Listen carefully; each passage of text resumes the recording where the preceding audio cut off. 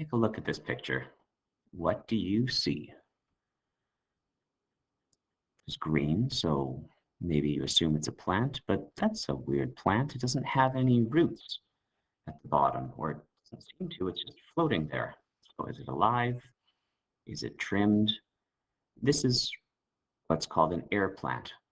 But if an air plant doesn't have a big root system, how does it get water? Because plants need water. Well, plants can get water directly out of the air. And that has a term that you probably already know about, a term that we like to call humidity. You can imagine that if it's going to be getting water right out of the air, there'd better be a lot of water in the air. So this would be in a jungle perhaps, or a more humid climate. But what exactly is humidity? Well, it's how much water vapor is in the air. If it's a high humidity, or if there's a very humid day, that means there's lots of water vapor in the air. Now, which one do you think would be more humid? Would it be a desert on a hot day, a warm day by the ocean, or a sunny day on a mountaintop? Well, to get water into the air, you need water on the ground, at least at the beginning. And so odds are you probably said something like B, because it's near a big body of water. There's going to be a lot of water evaporating, and that makes it more humid.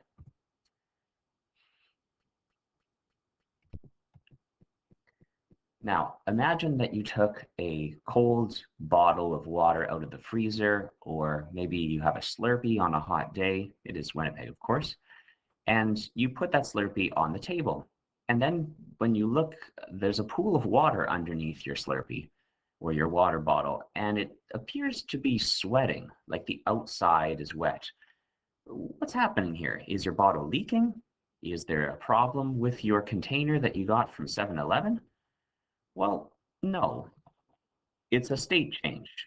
You have your cold surface and the water vapor in the air.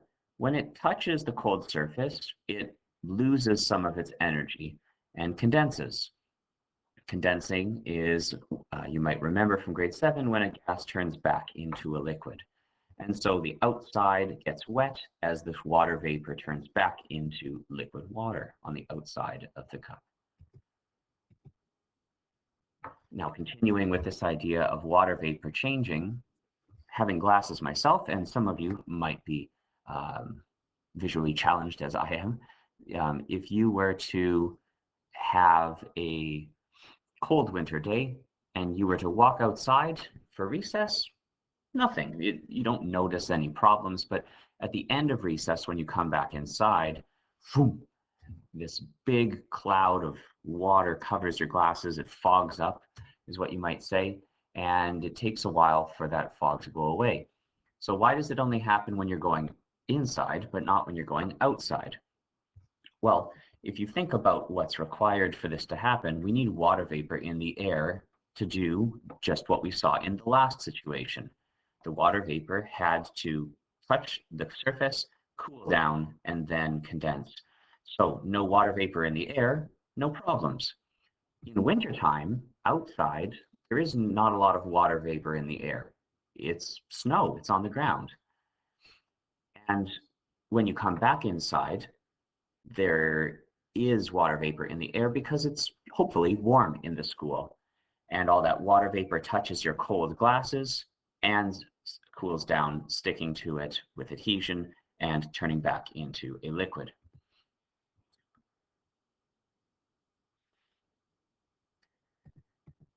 Now, before we talk about something called dynamic systems, I want to just flip over here to a different thing that I like to play around with. You might have seen me in class use this website, and right now the temperature in the container is negative 100 degrees Celsius. So of course, the water molecules are a solid here. They're not slipping past one another. They're a solid right now. I can squeeze the container smaller. I don't notice any change to my pressure meter because, well, there is no pressure. There's no particles hitting the container and increasing the pressure here. So I'm going to heat it up minus 39. It's getting a little bit warmer, but you see the particles are still frozen. And there we go. Now it's liquid. Did you see how they kind of collapsed a little bit? You might remember that water is a little bit more dense than ice, right? Water expands when it becomes ice, but now it's back to water and the particles are slipping past one another. And oh, look, even one of them happens to evaporate, had just enough energy to leave and to float around. I'm going to put a few more of those particles into the air by causing a little bit more evaporation, a little bit more heat. And you see the ones on the edge here, they want to escape. They might have a lot of energy, but cohesion pulls them back down. So I'm going to really increase the temperature here and get these particles going here. So we get close to 100 degrees, and now those particles are starting to leave. So here we have water, and as the particles are leaving, we call that evaporation. But if a particle gets stuck back with the others, maybe it's too slow, maybe it just ran into it and lost its energy, but that's condensation. That's a particle going from a gas state where it's by itself back to a liquid where it's with others. And you can see this happening back and forth.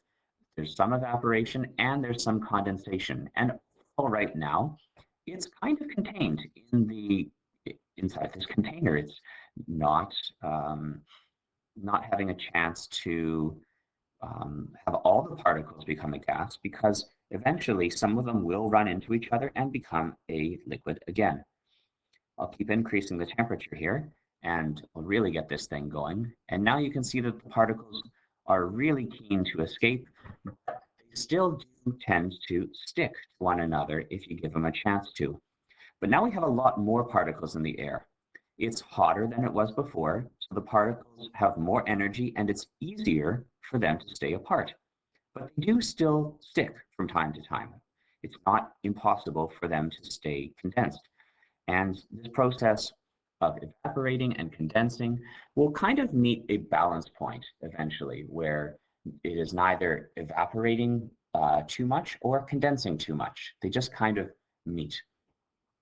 I can also change the pressure at this point, just thinking forward to what I'm going to talk about. If I squeeze these into a smaller space, now they're going to hit that lid a lot more, and you can see the pressure start to climb. And as all this energy is contained into a smaller space, notice the temperature goes up. I can lower the temperature by letting these particles spread out, making them relax a little bit. But as I increase this, I definitely have a hot gas right here. And boom, there goes the pressure. So back to what we were talking about. Water is always moving between the states. Evaporation, when we see evaporation, just means there's more particles leaving the liquid. Condensation means there's more particles coming back and becoming a liquid. Equilibrium is a really important word and a new idea. It's when the amount of water leaving and the amount of water vapor coming back are balanced, and there's no overall change in the amount of water vapor in the air. Now, as we saw in the container, the hotter it is, the more evaporation that happens. There's particles moving fast enough and they stay broken apart.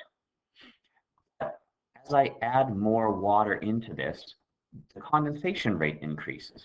And we can go back to this and kind of start over for a second, if I can get my mouse back. I'm going to switch to another gas just so it's a bit easier to visualize. So here we have a gas, and if I cool it down a little bit, you can see those particles are moving slow enough and they tend to clump a little bit together. Now I have a liquid. There are some particles that are still evaporating.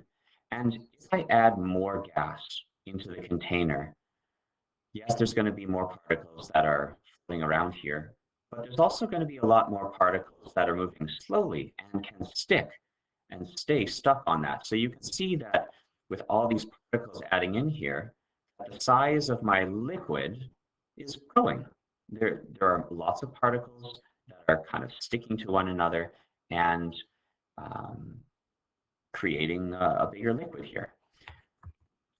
So This is also an important point. The more water vapor there is in the air, the more condensation that'll happen, because now there's a higher chance that those particles will be moving slowly and condense with each other. This happens outside in winter, for example. So, or even in the springtime, when those particles slow down, they will stick together again and condense, whether it's outside of your mouth where they cool off as they meet the cold air and condense, or maybe overnight. The water vapor in the air overnight cools down and turns back into water. Condensation wins in both these situations. Now, relative humidity is something you might hear on the weather network. It's how much water vapor there is in the air compared to the maximum there could be before there's equilibrium. So if you have 50% relative humidity, that means the air has about half the water that it could have before there's balance. Some people like to say before it's full, which is one way to imagine it, but it's not really full. It's just that there's evaporation happening and there's condensation happening, and there is a balance. So in this situation, we have a lot of liquid or gas that's becoming a liquid and a little bit that is escaping. That's what happens when it's cold. You have a lot of gas that is cooling off and turning back into a liquid, and some of it does still become a gas, but overall, the trend is that the gas wants to become a liquid. At the video that I show you in class, it's got so much water vapor in the air because it was humid that now when it's just a little bit colder, these gas particles are going to move slower and a lot of them are going to stick and become a liquid. Condensation is more likely when it's colder, and it's more likely with all that water vapor in the air. They're going to move slowly, they're going to bump into each other, and they're going to stick. This is a funny meme that I saw, but again speaks to what's happening in Winnipeg. In wintertime, you've got all the warm, humid air that leaves, and as the warm, humid air cools down, all that humidity, all that water vapor is more likely to condense and form water again. And you can see it as these clouds. So the dew point is another way to talk about this. It's when it gets cold enough for the water vapor to turn back into water droplets and to stay water droplets. If it's really warm, like this situation on the right, then there's a lot of water that wants to become a gas, and it's warm enough for those gas particles to stay a gas. Over here, on the other side of things, if it's very cold, like we just talked about, all that gas in the air, all that water vapor, is going to want to condense. And yes, a little will evaporate, but most of it will be moving slowly enough that it will stick to its friends. In the middle, we have that balance point, that equilibrium moment where the amount of evaporation has gone down, the amount of condensation has gone up a little bit, and it's balanced. At this point, it's cold enough that the gas that becomes a liquid will stay a liquid. As we get a little bit colder, we're now in this situation where it wants to be a liquid. It wants to stay a liquid overall. This is another way to think about dew point temperature. You can think of it as the temperature you have to cool the air to that's 100% humid, because now condensation is going to start to happen more than evaporation. The air is kind of reached its point where it's not going to have more gas than it already has.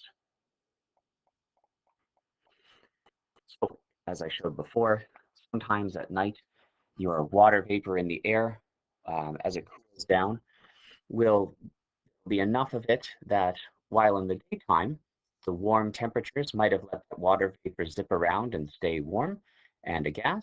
As it cools down, that gas is going to realize, oh, you know what? Maybe I do want to be a liquid. And it's going to start to form friends. It's going to start to form connections and cool water droplets. And it's not going to want to evaporate. It's happy now. It's cold enough that it's going to want to stay a liquid. Here's another picture of that. And if it gets really cold, it might even freeze.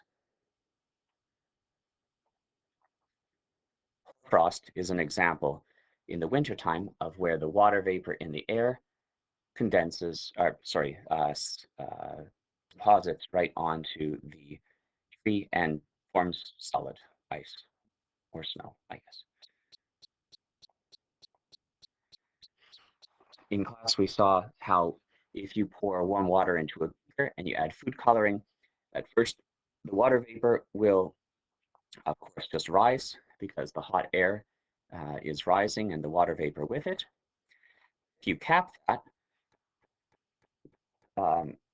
it's now less dense than its surroundings. As it rises, it hits the container. It has left behind the food coloring particles, and then it condenses and it sticks to the glass. This is kind of a good simulation of what happens with a cloud. But of course, clouds are high up in the atmosphere, and so there's other things that are happening too to make the water vapor cool down. There's a demo that we do in class where we talk about how a bottle with alcohol vapor in it can form a cloud depending on whether you squeeze it or not. If you squeeze it, as we saw in that other website we were using earlier in this video, you squeeze that container and there's high pressure, so it's really hot in there and the alcohol vapor can't condense. But if you let it go, if you let the bottle go, the opposite happens. The pressure releases or goes down, the bottle or the gas in the bottle can expand and it can cool down. It doesn't really work as well with cold water because there's just not enough evaporation. There's not enough water vapor in the air to make this happen. So we use alcohol instead. It's just more volatile. It's easier to work with. So clouds combine these last two ideas that we've talked about. The hot water creates humid, hot air that rises, and it cools down in the atmosphere because, well, air is cooling off as it rises. It's cooling off just because that's what hot things do. Air isn't close to Earth, where it's warm from in the first place.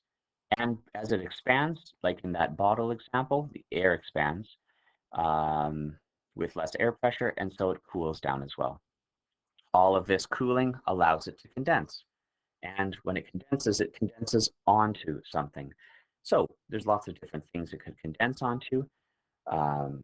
We could come up with a list in class, but if we were to write down at least a couple of them, because I don't think I did in this video. Oh, you know what? I can probably. So now the evaporation isn't happening as much. The water is not happy being a gas. And as this goes down and down, it gets colder and colder. Eventually there's equilibrium. Now, if you add just a little bit more water vapor, or if you have just a little bit colder of a temperature, condensation wins. So the water can grow, forming clouds, because it's colder than the dew point temperature. Note, the dew point is not a place, it is a temperature below which the clouds can form and stay liquid. And yes, clouds are liquid water. It's moving slow enough, sticking to dust, sea salt, pollen, spores, lots of different things up there using adhesion, and then the other water droplets can go cohesion. I saw a calculation once that said that the water really can't just form a water droplet on its own. It needs something to stick to seed the cloud. Hence, cloud seeding is a term you sometimes hear.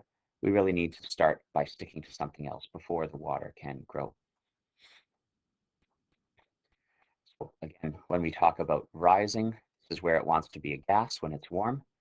And this is where it wants to be a liquid, like up in the cloud. And there's a point as you're rising through the atmosphere where you get cold enough to hit the dew point temperature. Now, if that happens up high in the sky, that's of course a cloud. If it gets cold enough down here on the surface for these clouds to form, maybe it's just a really cold day, it might look like fog. Yeah, clouds aren't always high up. right? Fog can happen anywhere. We just need water vapor and cooler temperatures. This can happen even over a lake. Sometimes you get the same smoke happening over a lake, and it's the idea that the cold air meets the warm, humid air right over the water, and that cold air and the warm air mix, and the water vapor condenses. Now, with water vapor, we need to talk about something called heat index. Of course, your body cools off using sweat, but sometimes you don't cool off as much. You can't sweat as much because that evaporation rate isn't happening as much. Remember how we talked about as you approach the dew point, or just really as you approach equilibrium, have to be cold outside. As you approach equilibrium, into balance.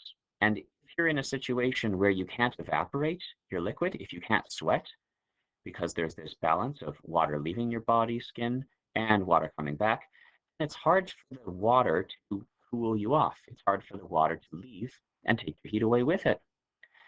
So when it's dry, no problem. A lot of evaporation happens. You cool off easy. Your skin dries out. Think about winter time outside. Think about how dry it is in the desert. But if it's humid out, the opposite problem happens. You don't dry off as much, you don't evaporate as much, and you don't cool off as fast. So imagine that we sit out in a classroom. It's hot. Well, at first it's dry air, so a lot of evaporation happens. Then when it gets more humid, maybe there's a little bit more condensation happening, more of that gas that just happens to become a liquid again. But if it's 100% humid, if it's really humid outside, then it's definitely a problem because your body cannot cool off at all. This is known as the heat index. So notice here on the x-axis we have temperature, and on the y-axis we have relative humidity. So for whatever given temperature it is outside, as it gets more and more humid, your body feels like it's hotter because it's having a hard time cooling off. And we can get into heat stroke situations or even just discomfort if we're sitting in a nice hot day with a high humidity. So which would feel hotter? We've got three situations. You pause the video and think about it, and then continue. Because it's humid, it is harder for your skin to evaporate and cool off. And you may know the difference, but heat stroke is much worse than heat exhaustion. If you've ever had one or the other, they're not great, but heat stroke is definitely dangerous and could be fatal if it gets really bad. Heat, ironically, is one of the biggest killers in terms of natural causes like tornadoes, earthquakes, hurricanes. Heat is actually very deadly, if not the deadliest. I have to check that, but I'm pretty sure that it is the deadliest. I'm going to pause here. Should have known this fact ahead of time, but I just quickly looked it up. It's 2025 when I'm making this video, and since the year 2000, it's killed about 489,000 people, a lot more than tornadoes, hurricanes, and a lot of other natural disasters. So be warned. Humidity also causes opposite problems if there's none of it, because if there's not a lot, the water might just evaporate before it hits the ground. Without condensation, evaporation just takes off, and the air can, the water will just evaporate quickly. So I saw this back in, I think, 2022, and I thought it was an interesting headline that related to what we were talking about. So to finish this up, as always, think about what did you already know? What ideas or information did you already know? Or maybe a lot of this was new, or a new way of connecting it, or thinking about it, or vocabulary. And as always, what kinds of puzzles or challenges can you bring to class that we can use to stretch these ideas further? That's all for now.